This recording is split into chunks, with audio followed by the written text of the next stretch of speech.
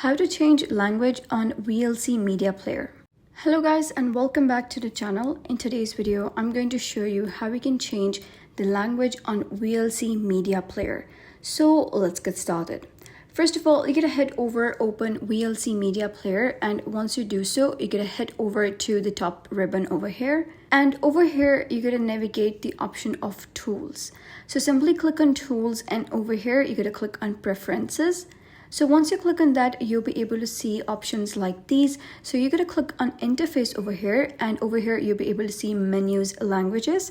So you're going to click on auto over here. You can see it's auto right now, but if you wish to specify any language, you're going to simply select that language among this list. This list contains various languages, and it must contain the language that you are searching for. So simply navigate that language. For example, I'm going to select American English, and once you select that, you're going to select whether you want it native style or custom skin, and after that you're going to simply click on save, and that's it, you're good to go. So that's it for today's video. If you found this guide helpful, give it a thumbs up and don't forget to subscribe for more helpful tutorials. I'll see you in the next video.